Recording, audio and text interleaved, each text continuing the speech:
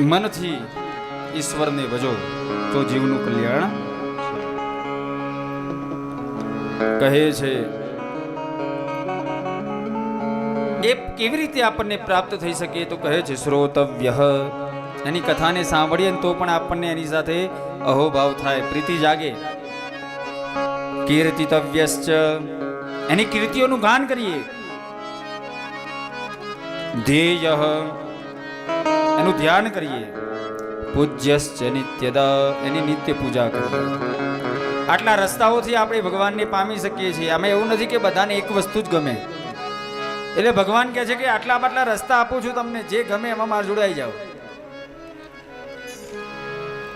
હવે આપણે આમાંથી કશું ના કરી શકીએ પછી તો ભગવાન શું કરે? ખાલી આપણે ભાઈ માથે હાથ દઈને ભગવાન અમારું કશું સાંભળતા, પણ તું કેમ ભગવાનનું સાંભળે છે? ભગવાન તારું સાંભળે ને?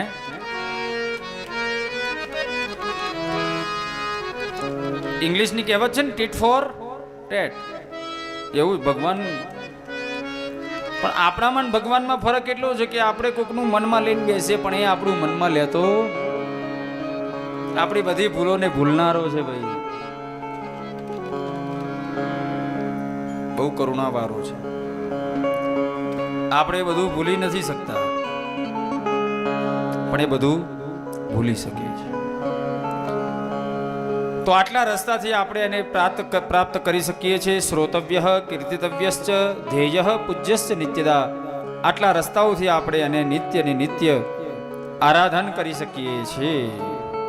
અને આરાધન કરવાથી શું થશે તો કહે છે શૃણવતામ સ્વકથામ કૃષ્ણ પુણ્યશ્રવણ કીર્તન હૃદ્યંતસ્થો યભદ્રાણી વિધુનોતિ સુરુષત. આ ભગવાનની કથાઓનું શ્રવણ કરવાથી, આ ભગવાનની કીર્તિનું યશ ગાન કરવાથી, આ ભગવાનનું ધ્યાન કરવાથી અને આ ભગવાનની સેવા કરવાથી આપણા હૃદયની અંદરથી બધી અશુભ વાસનાઓનો નાશ થઈ જાય છે. શું થાય છે? અશુભ વાસનાઓનો નાશ. જે વાસના આપણને સંસારમાં ભેળવીને રાખે છે, જે સંસારની અંદર આપણને ભટકાવે છે, તેવી બધી જ વાસનાઓનો નાશ કરવા માટે જો કોઈ સમર્થ હોય તો તે ભગવાનની કથા, ભગવાનનું કીર્તન, ભગવાનનું નામ, ભગવાનનું ધ્યાન અને ભગવાનની સેવા. આટલી વસ્તુથી આપણે આપણા હૃદયની બધી અશુભ વાસનાઓનો નાશ કરી શકીએ.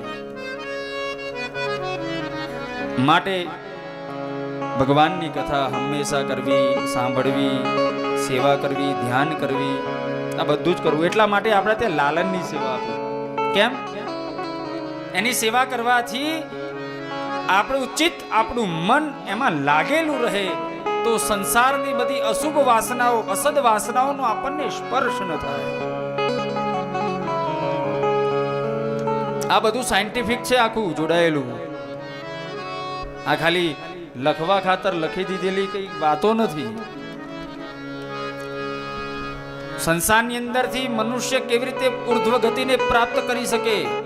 માયા તો છે પણ માયામાંથી છૂટવાના રસ્તા ક્યાં છે? તો એ વેદવ્યાસજી અહીંયા લખ્યું છે કે જીવ આટલી રીતે જીવશે, આવી રીતે જીવશે તો જીવ મુક્ત થશે. અને આ ભાગવત છે ને, જો બધી જ વસ્તુ જીવન જીવતા શીખવાડે. શું કરતા શીખવાડે? પણ આ ભાગવત છે ને મરતા શીખવાડે છે, કેવી રીતે સારી રીતે મરાય. આ સારી રીતે મરવા માટેનો ગ્રંથ છે. મૃત્યુ તો સારું હોવું જોઈએ ને, કારણ કે મૃત્યુ તો મંગલ ગણવામાં આવ્યું છે.